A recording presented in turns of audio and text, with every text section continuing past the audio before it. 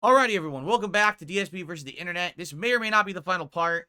Depends how I want to split the parts here. But we're in the submissions tier videos. Let's keep going and see what's next. If All right, this 5 is minutes how in you Uranus. picture walking on Uranus, you're wrong. Let's start this again.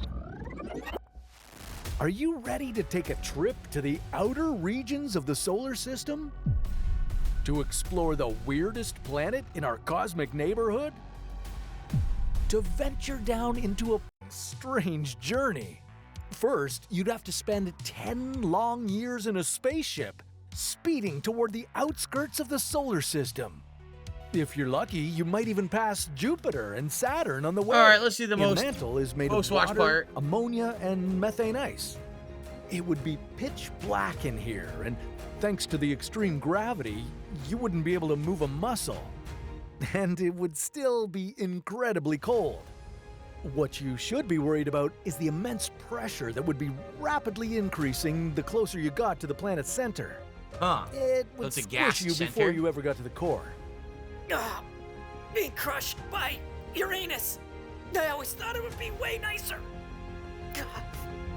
Well, in this extreme pressure environment, your carbon-based body could turn into diamonds and drop down into the core. What a spectacular way to finish this one-way trip to the center of Uranus. Chase? Oh, right. Our solar system So is you'd have extreme cold, extreme gravity, and it would crystallize your body and turn you into incredibly hardened diamonds because of the pressure. In a nutshell, that could have been it. I don't know why it was 8 minutes, but there you go. Okay. Listen carefully. Our scanners have failed us. Sergeant of His the mouth. squad, accept your orders. You must head deep into the attic and retrieve the sacred artifact. Assemble your brethren. That's funny. Hi, I'm Ed. Welcome to Minisodes. Hi, I'm And in this video, I'm going to be digging out my copy of Space Hulk Deathwing and painting up some Terminators in readiness to play one of my all-time favorite board games. I wonder if they were Now, all I've played like through the pewter. original Sin of I wonder if the original figurines were pewter or metal all, and then later on they turned them into plastic or whatever.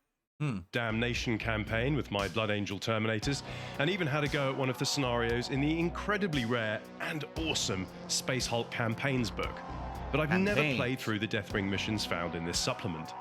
Whilst the original Space Hulk was very much a standalone strategic puzzle game in a box, Deathwing brought in RPG elements, incorporating new weapons, tiles, personnel, and even a mission generator. There have been several iterations of the Deathwing scheme over the years. You know what's funny? I knew about Space Hulk. I've heard of that stuff before. I had no idea it was Warhammer at all. I thought it was something else. So Space Hulk is a Warhammer plotline game. Interesting. But I've decided to go for the one as seen on the side of the box. I did have a go at this scheme a few years back, but honestly, I think I can do a bit better now.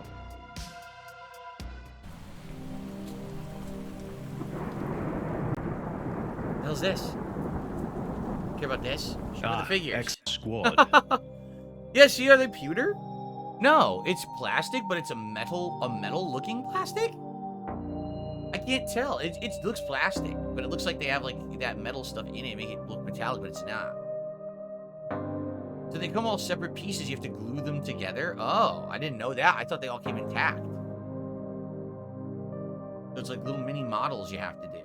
Based them, and when that was dry, I added a few drops of PVA and isopropyl solution to the base. I started by undercoating the squad with Wraithbone spray, and when that was dry, I picked out the uppermost edges of the armor with coat arms white. Then added a small dot of white to the eye lenses.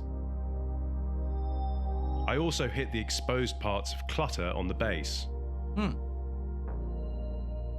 For the white armor, I used the same technique I tried in my Kraken Wars Space Marine painting video on the Night of Eternity.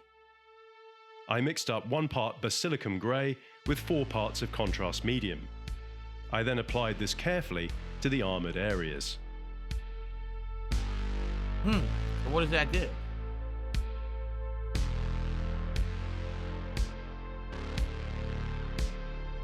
Give it a certain look or texture?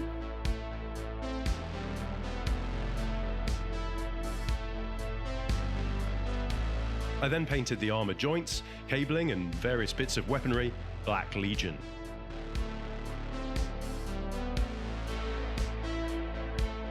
Very arduous task. The only thing like this I ever did when I was a kid, I had a big Venom model that my dad and I built. It was that like acrylic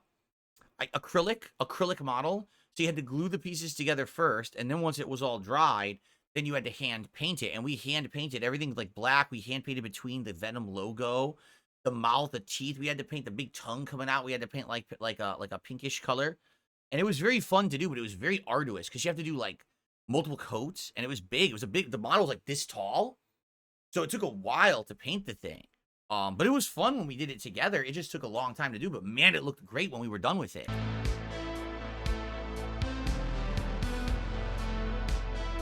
For the eyes, I used a small amount of warp lightning. I used Iandan yellow on the Aquila and exoskeleton parts on the arms and legs and all of the skulls. Cool. So intricate.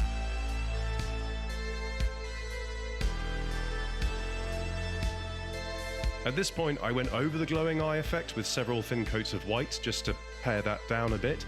So much better. I don't know what I was thinking. Anyway, time for the red. I'm a big fan of the more vibrant... Citadel color, so they even have like their own brands of paint to do these, huh? Like that seems like a Warhammer tied-in paint line. Let's just see the final product. Fang brown, and carefully sponged on some dings and dirt. Sponging stuff on, wow. And with that, Deathwing Squad Ezekiel is complete and ready to delve into some of the most hostile environs of the 41st millennium. Cool. Cool looking. I totally get it. Like as a hobby, that's probably super fun to do. I have a question though. What's going on with Hulk Hogan's hair? It's blonde and yet it's silken like that of a Chinese man. Ah, yes. That is Hulk Hogan's signature look. Blonde Chinese hair and the skin of a hot dog. It's awesome. The whole thing's fake, but it's really awesome. We here at Sept.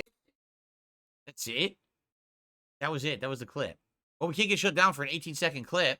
Skeletor reveals the PS5 Pro. Okay. Now always thinking about new and exciting ways to fuck over our fan base. Oh, we here we heard go. your cries for new games.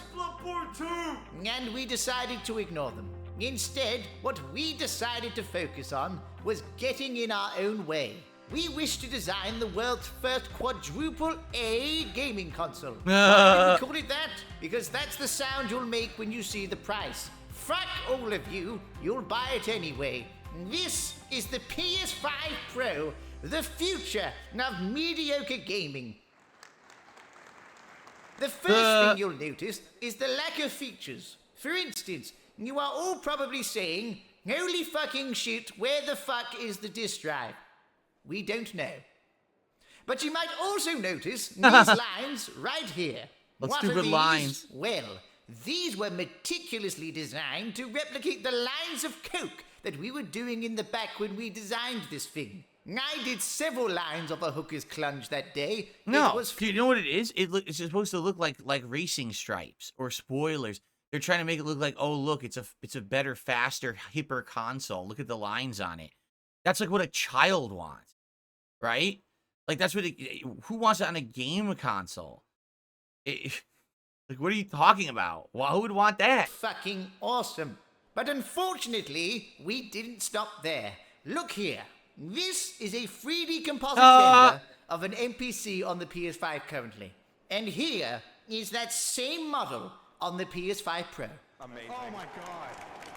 Oh my god! Yes, Alex the only Jones. thing higher than our pixel count is Lizzo's cholesterol. But how do the games look in motion? Well, look here. Here is a game pushing our PS5 console to the limit. And now here it is Minecraft. on the PS5 Pro. Look at that. And also, here is some gameplay of PlayStation 4 games that are more than 3 years old at this point for our brand new system. No, we don't see the irony in this. The future of Sony is going places. Not far, but places. So please stay tuned as we continue to create things nobody asked for. The PS5 Pro, $2,000 from your local scalper. Now, is there any questions? Hi, yes, I'm kind of confused. Who is this for?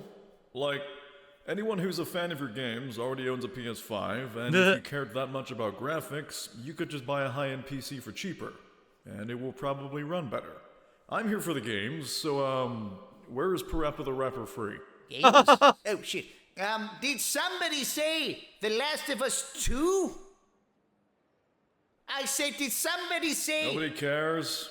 Why would we pay $700 to play games that work perfectly fine already? Hey, you don't understand. Our engineers worked really hard to ensure that every pore on Abby can be seen while she's getting raw dogged. Aren't these upgrades pointless if the games aren't even optimized for them? You do realize that your audience is in a cost of living crisis, and you're trying to sell them a $700 discless console that comes with nothing but a controller and a stand.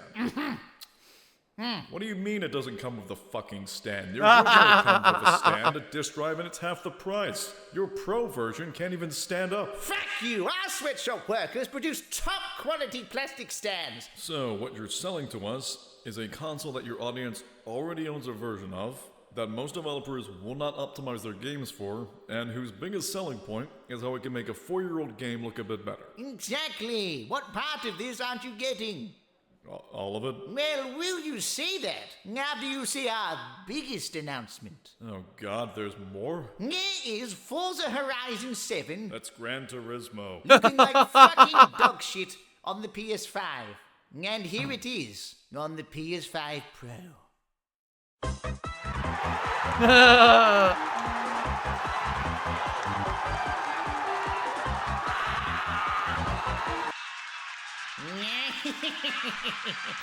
Our plan is working perfectly, just as you predicted, CEO of Sony Interactive. Yes, today we sell them a console with no style. Tomorrow we sell them a console with no games.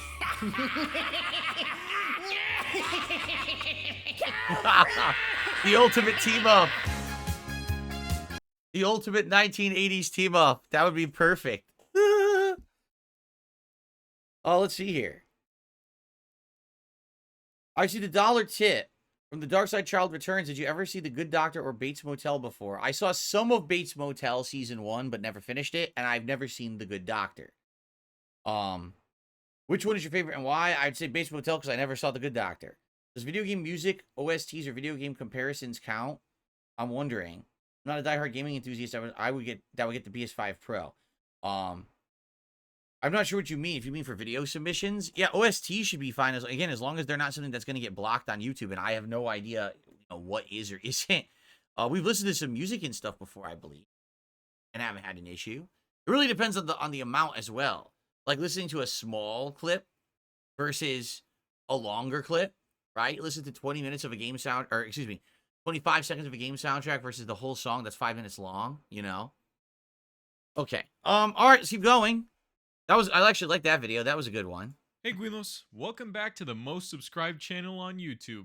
Please don't check, I'll start crying. So recently, I feel like YouTube sponsorships have been shifting away from being a mostly harmless way for creators to make money through brand deals into a mess of scams and questionable advertisements. It went from stuff like Loot Crate and Dollar Shave Club to entire banking institutions. To preface, I understand that YouTubers need to make money to continue doing their jobs, so I don't really blame them for taking these brand deals, especially since AdSense just isn't enough anymore.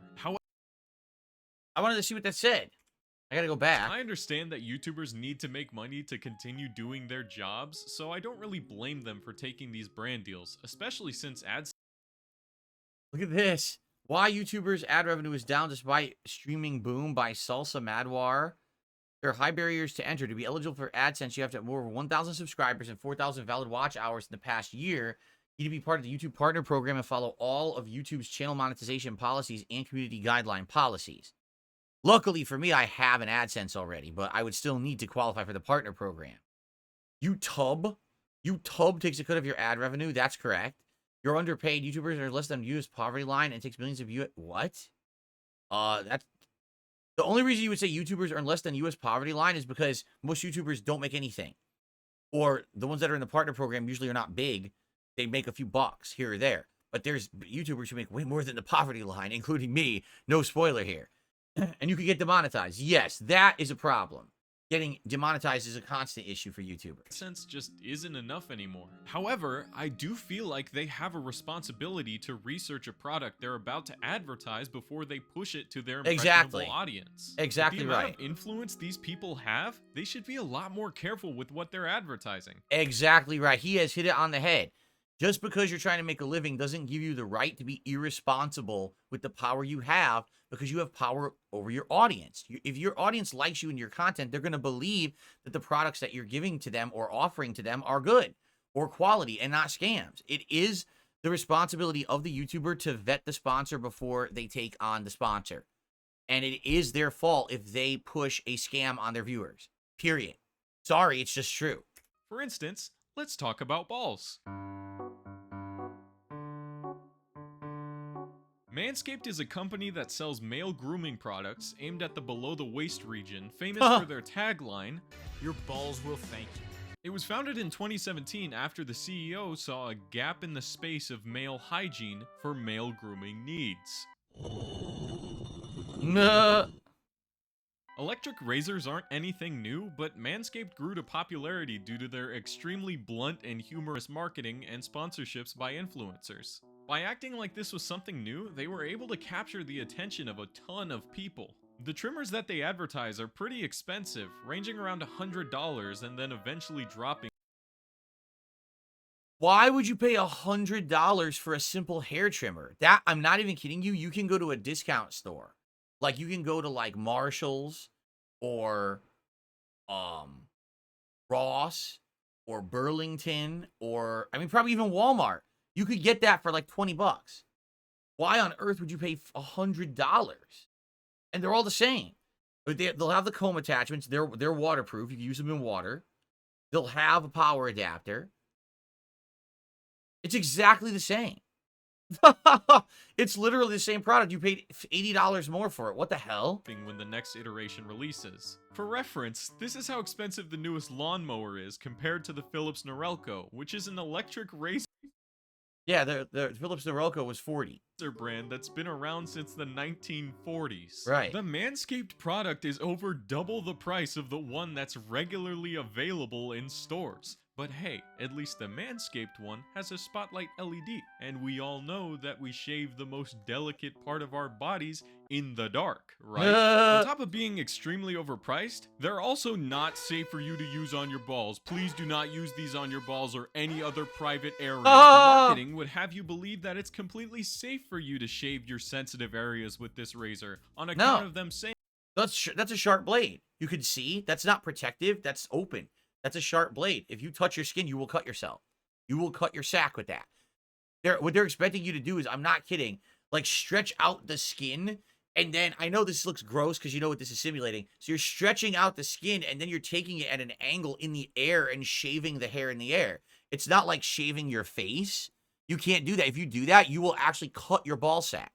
So you have to like do this weird stretching of the sack balance act to shave with that thing.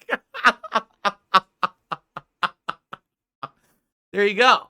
Saying that it's completely safe for you to shave your sensitive areas with their razor. It's actually pretty dangerous to use any electric razor in that area, considering the fact that there's a lot of loose skin that can get caught in the little spike shapes they have. Also, not waterproof. Nobody's balls would thank them for that. The last thing I want to talk about is the fact that they've somehow flipped the pink tax by making their gendered product with a manly coat of paint and then charging double what their competitors do. They also enroll you into a subscription service without your knowledge or consent, and they make it as difficult as possible to unsubscribe. And that's completely illegal. You cannot put someone into a paid subscription service without their knowledge or consent.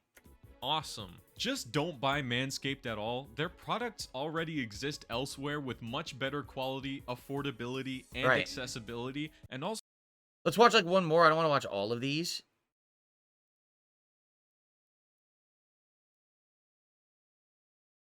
What is this? Air fresheners? What is this? to $13, and then on top of that, it doesn't even work the way that people advertise it. From all of the reviews I've read, it seems Air Up's scent. It's a scent thing. Air Up water bottle. Air Up says the smells are all derived from natural flavors, but the scents emanate from the pods with the stinging potency of a cologne ad lurking in the pages of a print magazine. I suppose it does retro-nasally olfact the sensation of taste, but the experience is off-putting and barely evokes whatever colorful picture of fruit is on the package. It tastes like you're sipping water while also smelling a tropical-themed scratch-and-sniff sticker. Oh, so they're saying fool your mouth into thinking you're drinking a flavored drink by having a scent shoot up your nose at the same time. I didn't even know that existed, but I get it. Seems like the scent pods are actually pretty potent, but they don't change the flavor of the water as much as people would like them to. They're kind of just lying about what it does. Unfortunately, you can smell cotton candy all you want while you eat it, but broccoli's always gonna taste like broccoli. Also, the water bottle leaks and it doesn't really work if there's not a scent pod attached, because of course it does. If you actually do like it, cool, I'm happy for you. But should you want more flavors or refills of the ones you want, you're gonna have to constantly pay that $8 to $13 again and again and again. The scents get dull over time exponentially because that's just how scents work. It's like an air freshener. To produce the scent, it's emitting particles that smell like the thing it's supposed to, and eventually it'll run out and dull. As it does, it'll smell less and less like the thing it's supposed to. So clearly, after spending about $4 on research and development to make a water bottle that leaks, the company decided to spend the rest of the budget on marketing, which actually seems to have worked. This is a strategy that a lot of these companies like to take. They create a product that works. Let's do one more, and then we'll probably go to do one final part for the show. What's the next product? Oh God, what is this? Not prescribed by a doctor. The people who smoke and vape know this, and most of them want to stop doing it.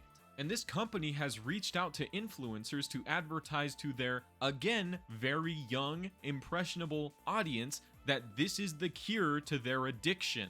And it's extremely expensive, and a subscription service. They trademarked The Good Habit as their tagline. I shouldn't need to explain why this is predatory and bad. But even worse, they have some study on their website that isn't peer-reviewed that says it's completely safe. Well, wow. We think it's okay for you to inhale this directly into your lungs, so why don't you give us $80? Hey guys, this is Antonio from the future. I read the whole toxicology report they had done, and it doesn't really inspire any confidence. All that it really says is that the amount of oil that your lungs are exposed to after one draw from a fume is 1 microliter, which doesn't seem like a lot, right?